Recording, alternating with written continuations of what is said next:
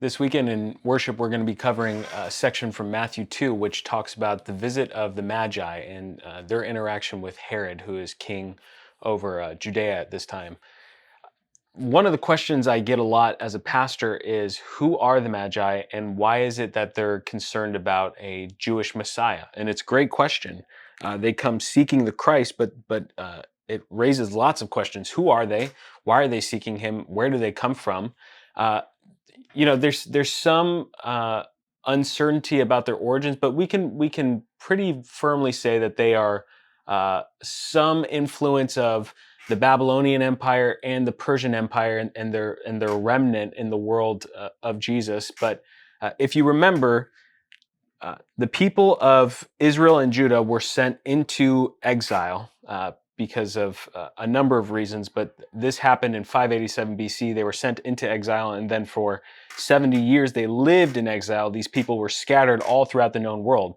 They were scattered first by the Assyrians, that's the nation of Israel, the northern kingdom, and then by the Babylonians, the people of Judah. And so they were deported, removed from the Holy Land, and they were sent into the known world at that time. And so you imagine that they developed these communities within these larger Gentile communities, but they retain their stories, their beliefs, their hopes, and you have the stories of individuals like Ezekiel, who was one of the prophets who was in exile, or the stories of Daniel, who was a significant person in the Babylonian Empire and in the Persian Empire, uh, and you have slight pieces of the puzzle that kind of help us understand how we get to the Magi in something like Matthew 2, who are looking for a Jewish Messiah. So, take for instance someone like Daniel, who is probably the best person to consider.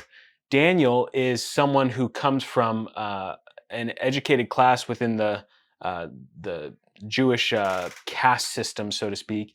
And Daniel is knowledgeable in the scriptures, and Daniel plays a huge, significant role for King Nebuchadnezzar and kind of the monarchy of Babylon. And he becomes very influential. It says in Daniel 2 that he's put over all the wise men, is how the Hebrew puts it.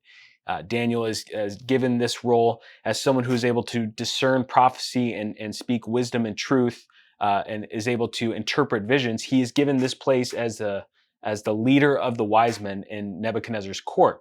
And we know that Daniel also went on to advise Cyrus, who was the king of Persia.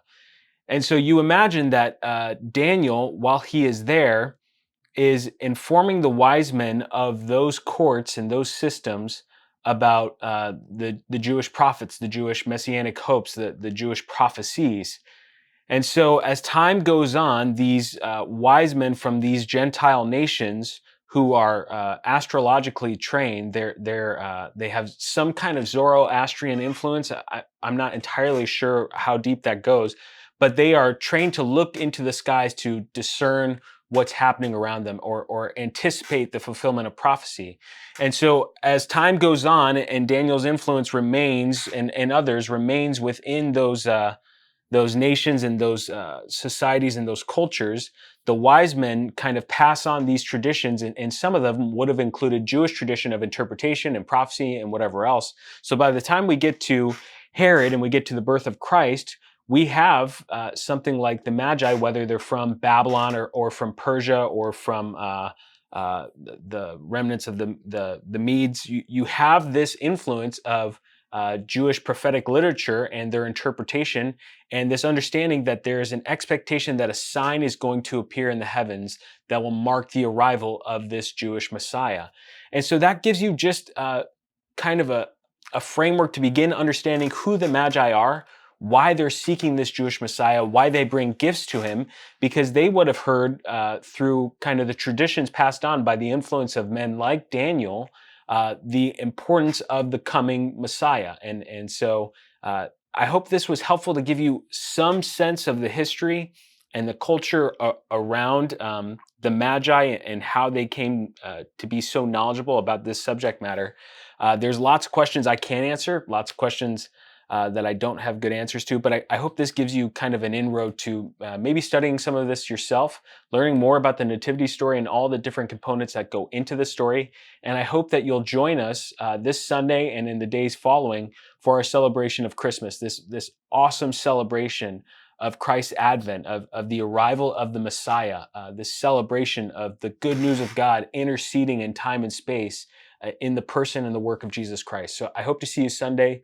Have a great Christmas. God bless you.